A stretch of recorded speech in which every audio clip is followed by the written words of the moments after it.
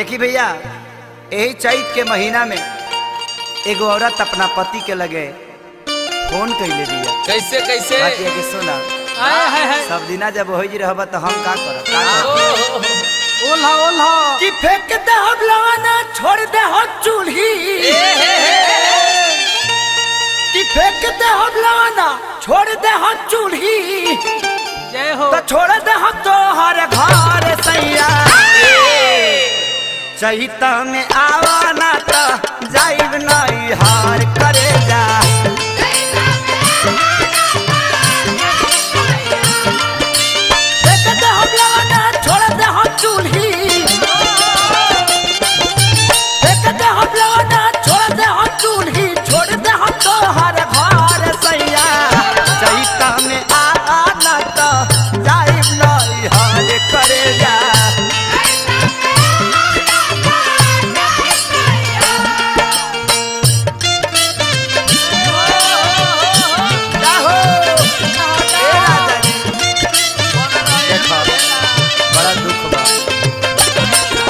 महुआ जुआता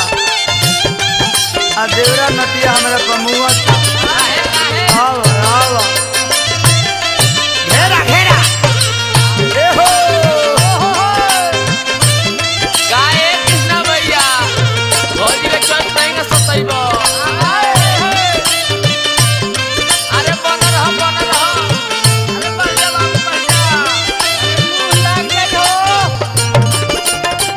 सारे लोग कोए कवना काम के भतार बा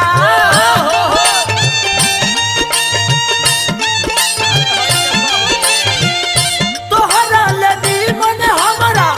नहीं हर के यार बा भाई देखी ना नहीं हर के यार बा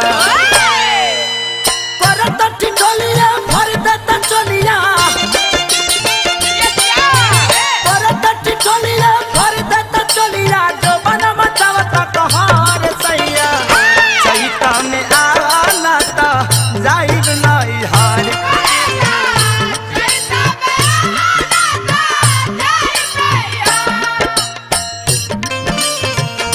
आओ ना आइब तो तू बुझब तनको तेरा दया नहीं के आवो सबका गतान भेवा गो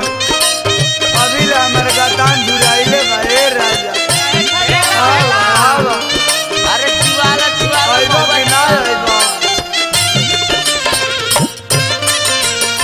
अब बुझाता जे देवियो गीत में गइबो आइबो कि ना आइबो कहाँ कहाँ गइबो ए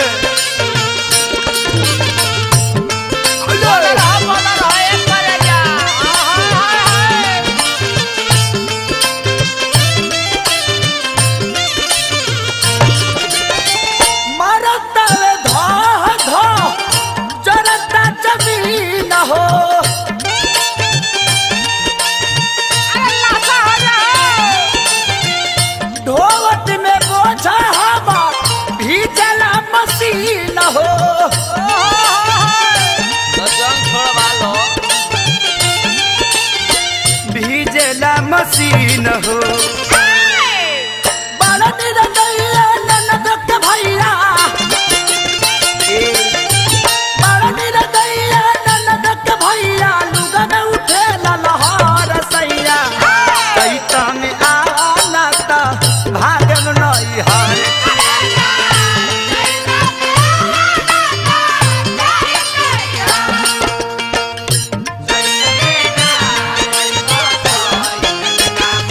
जय